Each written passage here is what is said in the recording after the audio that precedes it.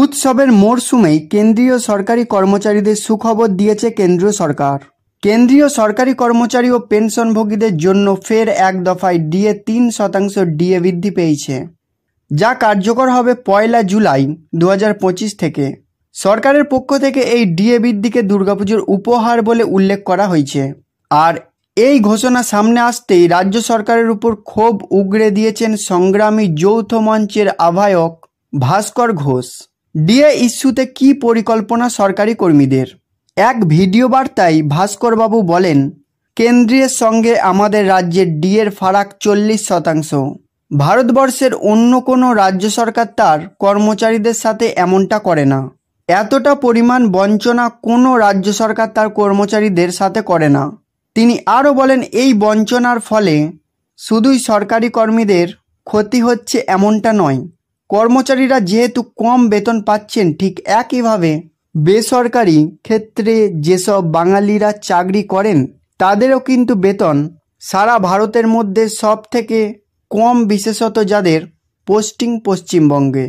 ভাস্করবাবুর কথায় এই সরকার শুধুমাত্র সরকারি কর্মচারীদেরই যে ডিএ বঞ্চনা করছে এমনটা নয়, এই রাজ্যের সমস্ত বাঙালিদের যে পারিশ্রমিক, যে শ্রম, তাকেও কম করে রাখছে। ফলত বাঙালিরাই শোষিত হচ্ছে সারা দেশ জুড়ে। এই ব্যবস্থার বদল সরকার। হুঁশিয়ারির সুরে তিনি বলেন, রাজ্য সরকারকে আবেদন জানাচ্ছি, অবিলম্বে সমস্ত বকেয়া মহার্ঘ ভাতা প্রদান করুন, অন্যথায় পুজোর পরই তীব্র কর্মচারী আন্দোলনের জন্য তৈরি থাকুন।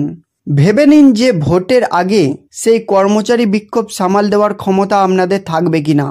এটা শুধু ওয়ার্নিং বলে ভাববেন না, এটা আমাদের দাবি, এবং দাবি আদায়ের জন্য সংগ্রামী যৌথ মঞ্চের নেতৃত্বে কর্মচারীরা যত দূর যাওয়ার তত দূর যাবে। বর্তমানে 55% হারে ডিএ পাচ্ছেন কেন্দ্রীয় সরকারি কর্মচারীরা। ফের ডিএ বৃদ্ধি পাওয়ায় তা বেড়ে হচ্ছে 58%। সপ্তম বেতন কমিশনের আওতায় কেন্দ্রীয় সরকারি কর্মচারীর জন্য প্রতি 6 মাস অন্তর মহার্ঘ ভাতা সংশোধন করা হয় জানুয়ারি ও জুলাইতে। এবারে নতুন ডিএর হার 1 জুলাই থেকে প্রযোজ্য হবে। কেন্দ্র ফের এক দফায় ডিএ বাড়ানোয় রাজ্য কেন্দ্রীয় ডিএর ফারাক সামনে বেড়ে চলেছে।